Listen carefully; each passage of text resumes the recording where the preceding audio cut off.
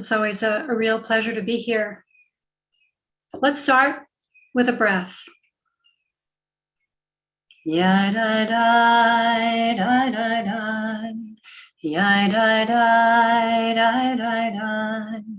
Ya da da da da da da da. Ya da da da da da. Ya da da da da da. Ya da da da da da da da. Ya da da da da da. Ya da da ya da da. Ya da da ya da da ya da da.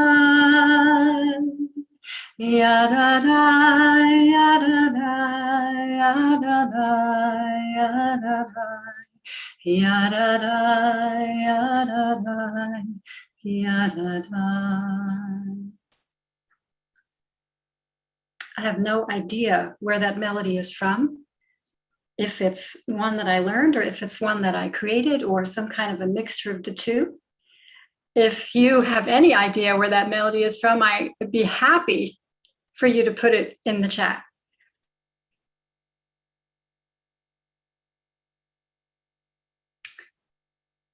We're at an interesting time, a time of maybe all times, a time of opposites. We read this week Parashat Noach. We are in the early part of the Shemitah year.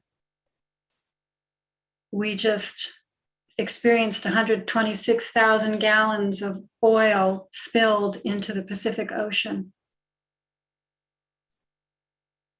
So I'd like to use this week's Torah portion and the concepts of the Shemitah year as an opportunity for us to create renewal internally and vision renewal and healing externally. So Adi, may I ask you to share the text for today?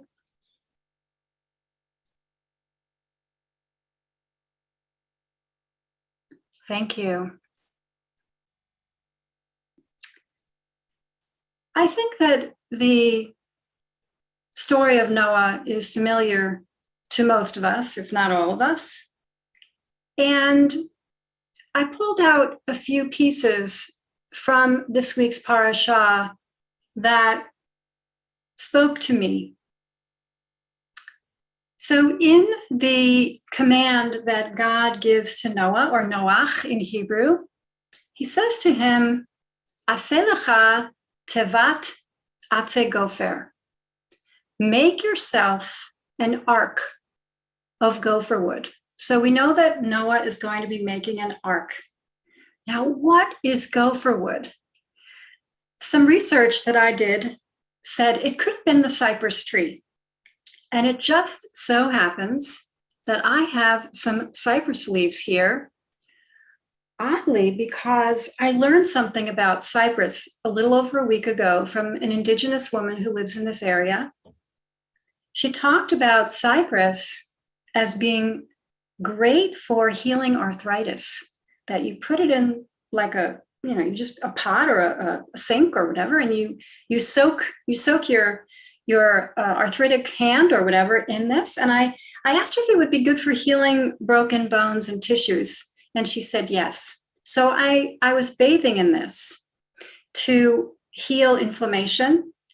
And it also is an antibacterial and antimicrobial, which is perfect for these pandemic times.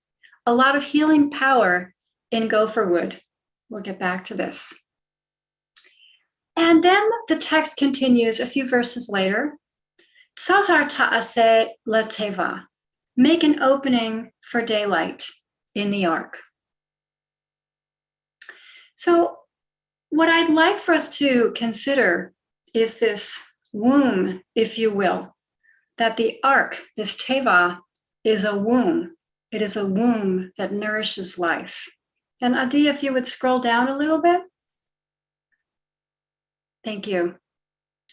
So we learned a little bit later, After the gathering, at the building, the gathering of the animals, the rains, finally Noah begins to send out a raven and then a dove to see if the land is beginning to appear.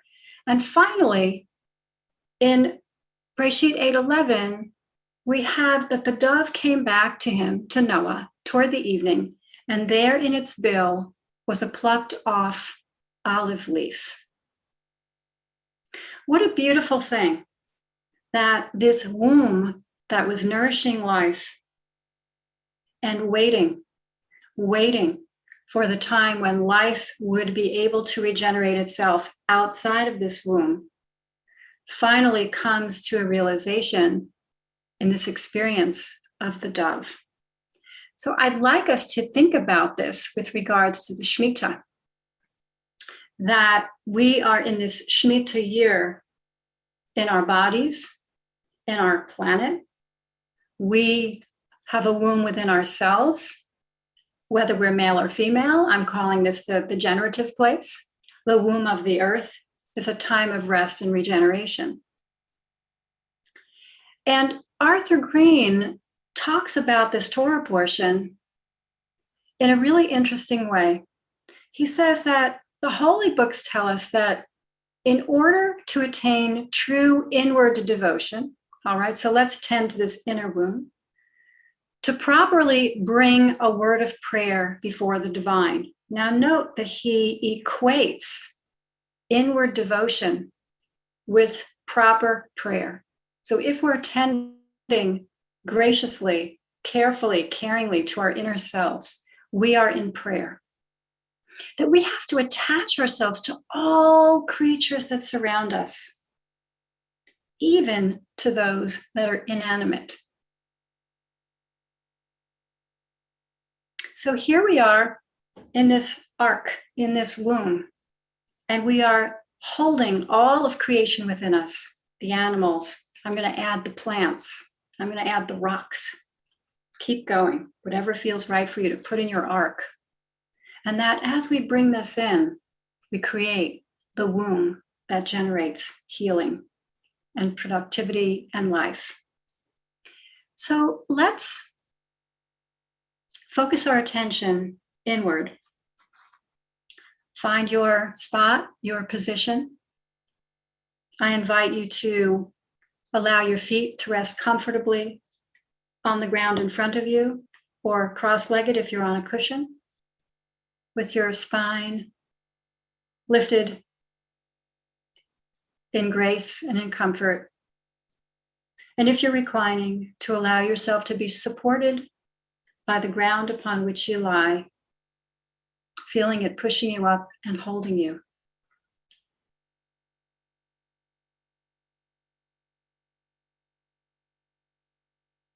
Now let's take another breath.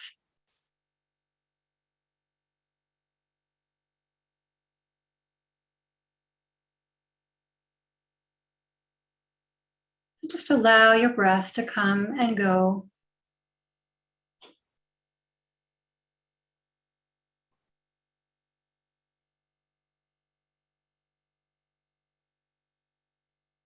Softening your eyes or closing them if that's comfortable.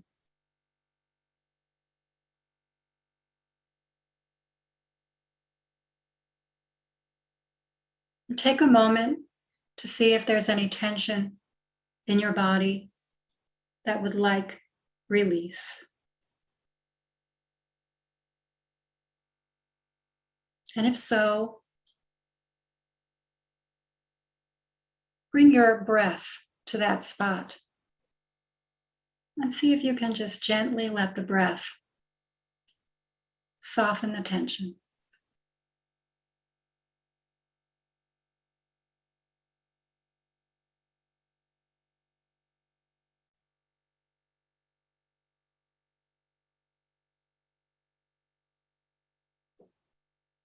And bring your awareness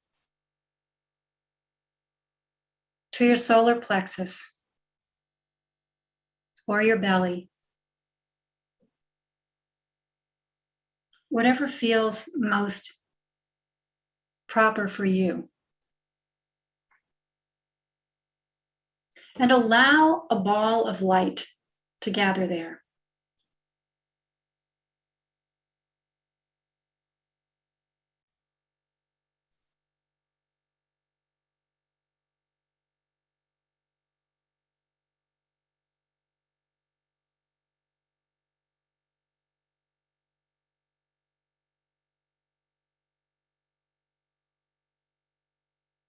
As that light gathers, imagine yourself being held within an ark, a teva.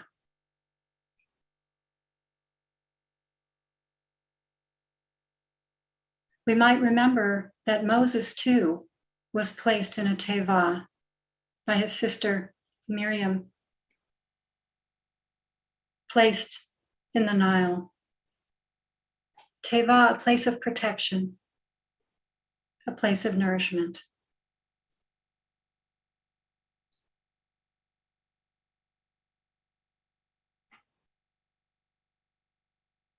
Feel the earthy woodedness of your teva.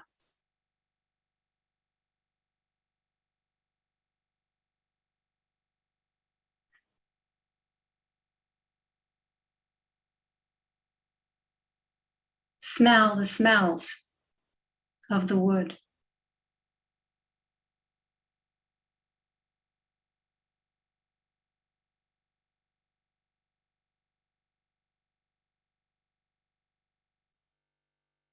Make sure there's light. How does the light come in? Are there openings? Are there windows?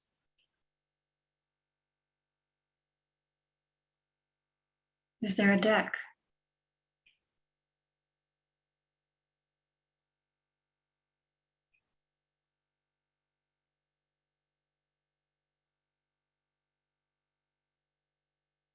As you settle into your ark, your teva,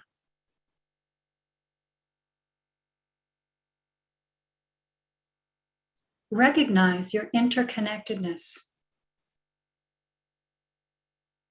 with the construct, the earth that gave forth the tree that is sheltering you.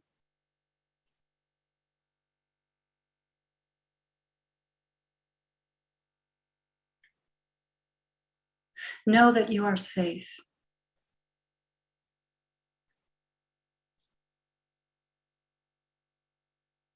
And while you are within this construct,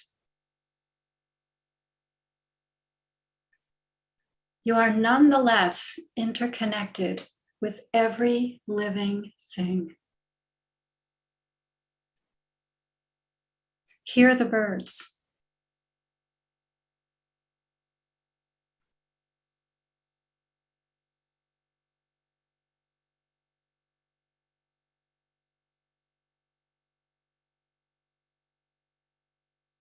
Feel the breeze.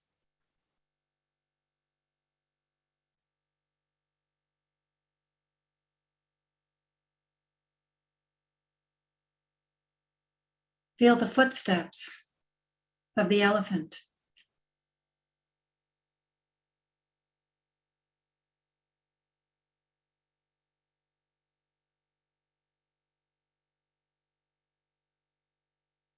Bring inside of you any vision of creation that is life-giving for you, that is nourishing to you.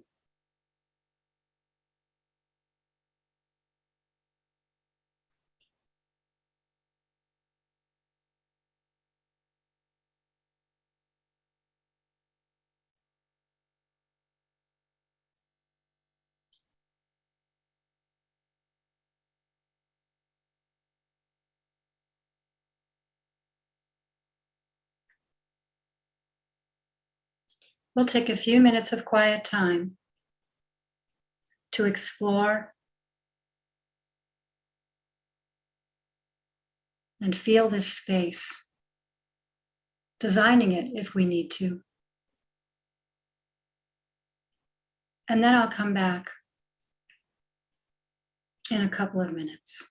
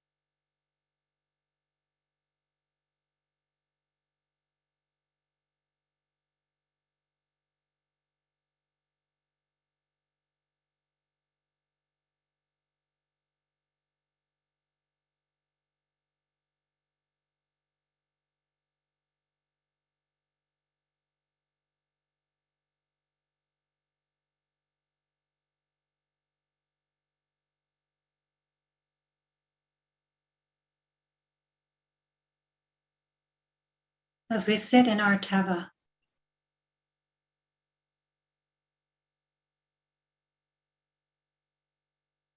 the word teva means not only ark, it means nature. We are sitting in our true nature.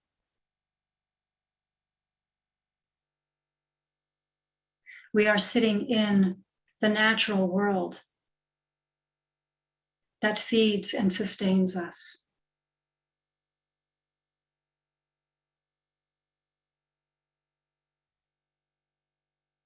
Let's imagine, if you will, that your personal teva reaches out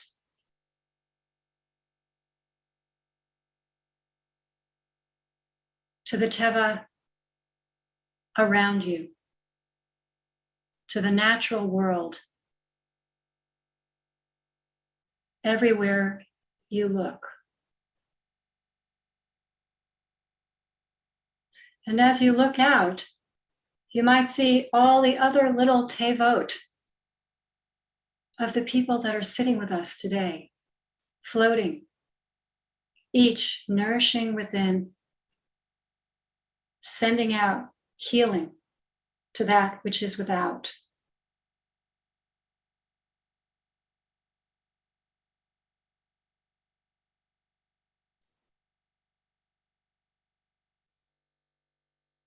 That in our infinite prayer of personal connection and connection with the all that is, we transform both internally and everything that is around us.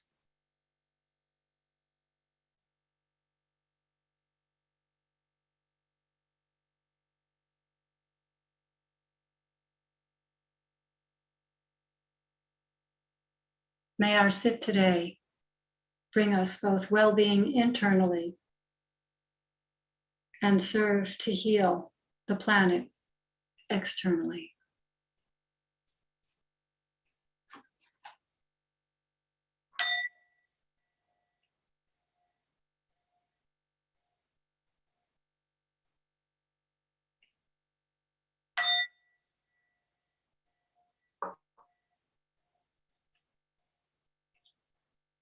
Take your time to bring your focus back to our community.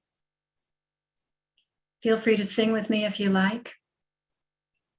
Ya da da da da da. Ya da da da da da. Ya da da da da da da da. Ya da da da da da. Yai dai dai dai dai dai. Yai dai dai dai dai dai dai dai dai. Yai dai dai dai dai dai dai dai dai dai dai. Yai dai dai dai dai dai dai dai dai. Yai dai dai dai dai dai dai dai dai dai dai dai. Yai dai dai dai dai dai dai dai dai.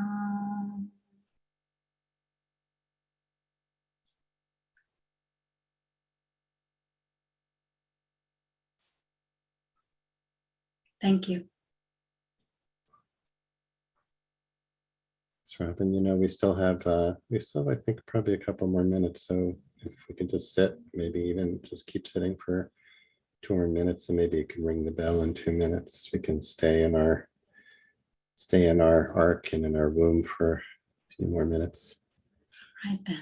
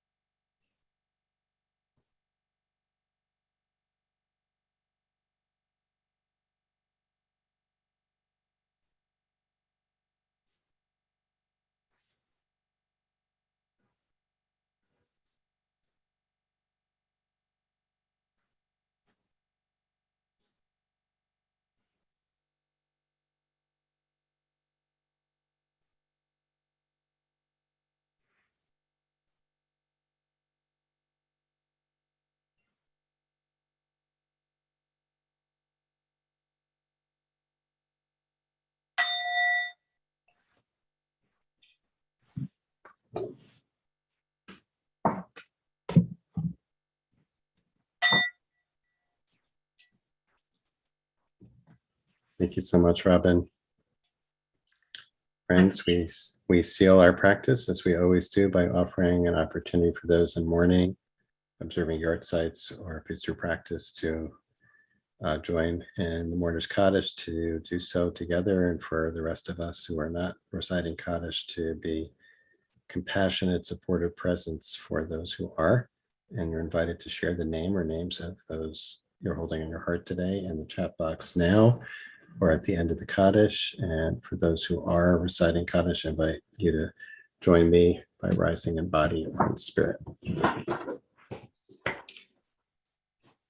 Yitgadal, Yitgadash, Shemei Rabbi.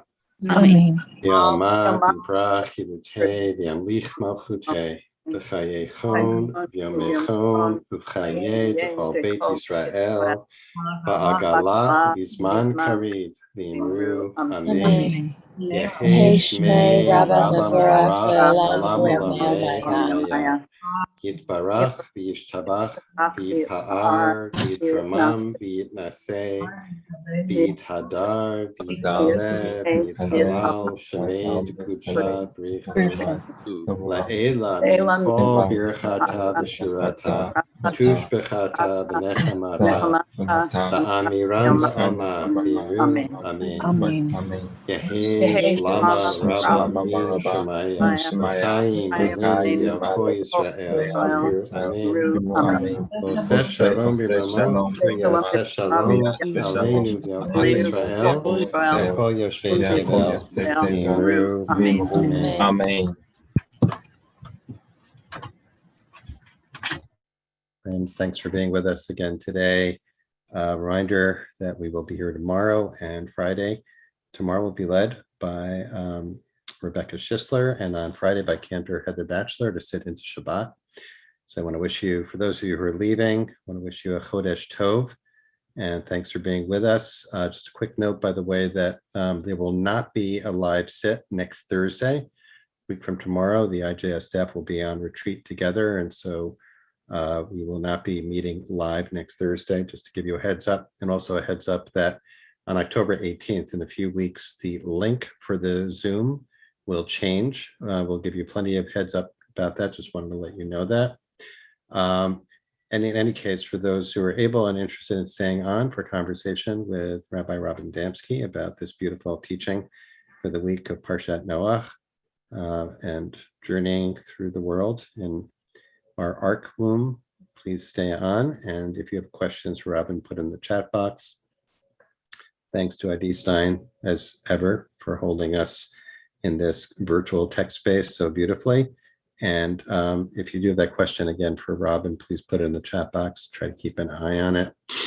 Robin, thank you so much. I mean, there's been some conversation. I've been involved in some conversations the last couple of days about how IJS understands Torah study as a spiritual practice. And one of the things I think that, at least for me, from my perspective, which characterizes our approach to engaging in Torah, is understanding the words of Torah as representing a dynamic that is alive in our world and in ourselves. So that, for example, this obviously everyone knows Noah's Ark story, right? So, Right. but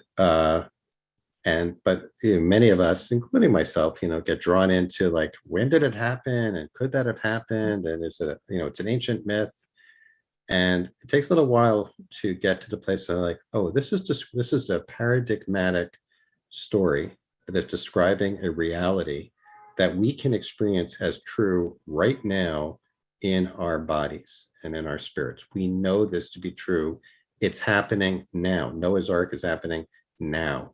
So I want to thank you for that and just point that out. And you're describing, looking at some of the details of the story about the creating the ark, and that very powerful little line that people may or may not know about the making a tzohar, making an opening, a window that allows for interchange and interface between what's inside and what's outside. So I want to thank you for that opportunity for us to dwell together in the womb of being, even for a few minutes. That was just beautiful. Thank you so much. Oh, you're welcome. I don't think I've ever ended early before. Don't worry. That's fine. We Clock. went into overtime. It was great. Okay. We won in overtime. So no worries. I mean, that happens sometimes, and sometimes we just end a little early. And today I thought, this is so nice. We have a little bit of time. Let's just stay with it. That was fine. Cool. Here's a question from Lori. Why only one dove and not two as the other animals? Are we to pursue peace solo? I don't know. What do you think of that? That's very interesting. So there were actually 7 sets of doves in the ark. But one was sent out as like, a messenger to check on things. But it's a very good point that the second time the dove did not come back. Mm-hmm. Maybe the dove had a communication with the other doves and said, fly west 3 miles, then north 1, and I'll see you at the tree. I don't really know. It's a great question. Yeah. Great question. It's also a question from Laura about, it's a year of rest and regeneration, the Shemitah year. Yet at this time, there's so much we need to do. Just coming into New Year, how do we address that seeming contradiction? That's a great question. Yeah, Laura, that's a great question. I was just looking at it a minute ago. The thing is that every year there's always so much to do. And I was thinking, I was writing something for a Chazon blog about Shemitah, and that this is a year where resting on Shabbat isn't enough. that we need to take some of the menucha, some of the rest of Shabbat, or some of the deep healing into every day. And so I remember hearing somewhere that the Dalai Lama said that, when he says meditate and you say you're too busy, he says when you're busy, that's when you need to meditate for twice as long.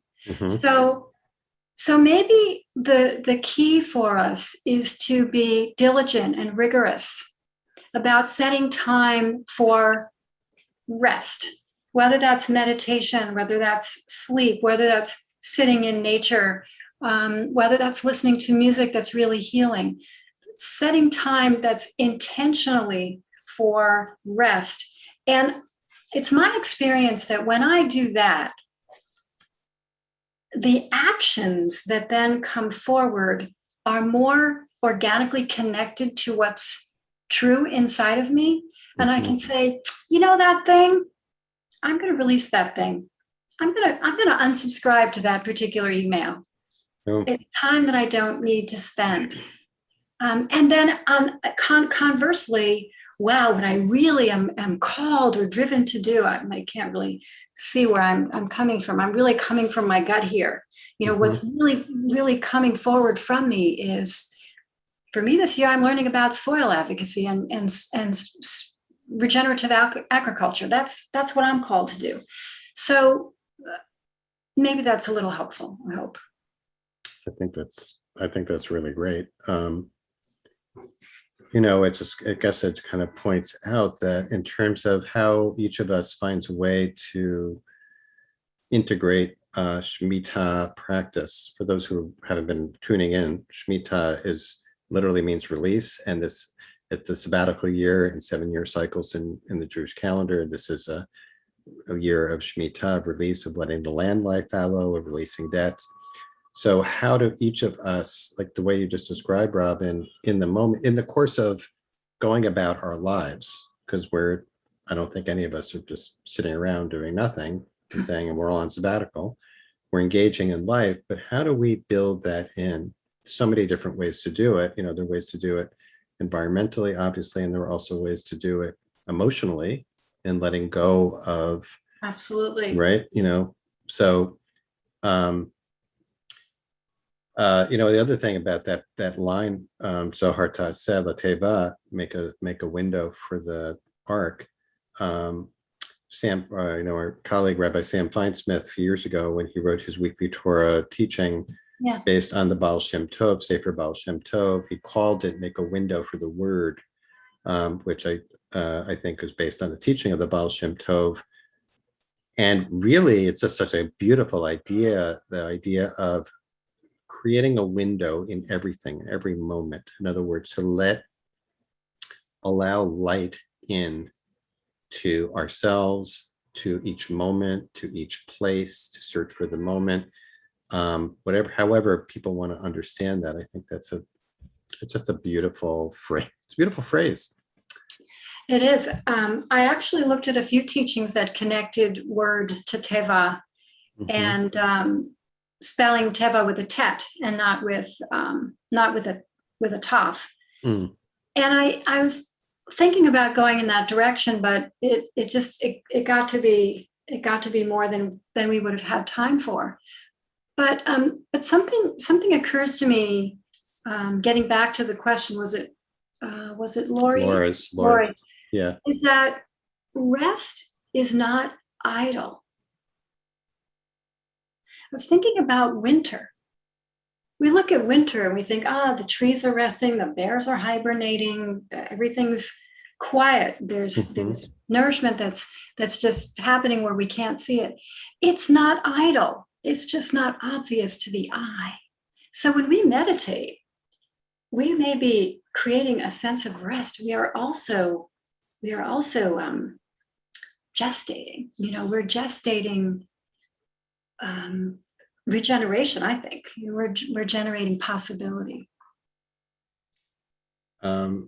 Again, just had a conversation about this with the IJS staff. We were discussing what is transformation, or what have been transformative moments, or what have been the conditions that led to a sense of transformation. And what came up for me, Robin, I'm just thinking about it based on what you just said, is I assume, as when we're in the womb, we don't have the consciousness, but we are being formed.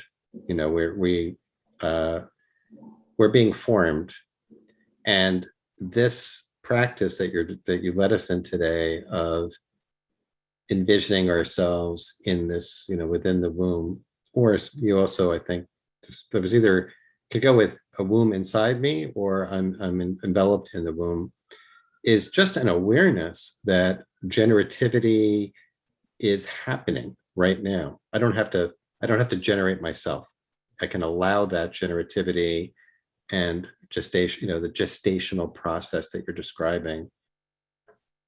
That's I think a powerful thing, to have an awareness that we are being created and recreated in each moment. Because of course the flood story is just another creation, is one more creation story, right? Right. I would add to that those generative places have wisdom. And I read this piece years and years ago about like 10 lessons for living. And the first one is, you will have a body. And then it goes into just these things that you will have access to all kinds of knowledge. And then the very last thing is, you will forget all this. And it reminds me of the Midrashim about the philtrum, which is right here, that we have all the knowledge and all the wisdom. And then, we're touched by an angel right here, and we forget it all. So when we go into that womb, whether we see it inside of our bellies or whether we see ourselves enclosed in this I saw these little like wooden globes just like floating all over the planet. It's an opportunity for our wisdom for our wisdom to shine through. And that's really a lot of what the mystical teachings in Judaism share with us about meditation, is that when we become aware, that is when that is wisdom, and that settling allows our awareness and wisdom to to pour forward. And that creation, just picking up on what you're saying, right, that there's, within Judaism, there's this stream that understands creation as actually of allowing there to be the space for that creation to take place, right? In the mystical tradition, there's the idea of Tzimtzum, of God even God, right, contracts and allows space to happen. And in this case, we contract and allow space within the womb of the ark for that light of wisdom and generativity to take place. And that it is happening. And also I was thinking about the, that tradition that we know the whole Torah in the womb, and then as soon as we're born, we forget. But really what we're doing, what I love about that is the idea that we spend our lives remembering something that we already know in some way, that we're not acquiring something new, that the wisdom is present. And just waiting to be, to kind of bubble up. And if we can, instead of trying to chase after it, if we can pause, like you led us in today, and create the space, it will arise. It's part of the creative process. It's like those moments where all of a sudden we become aware of something, or like, oh, right.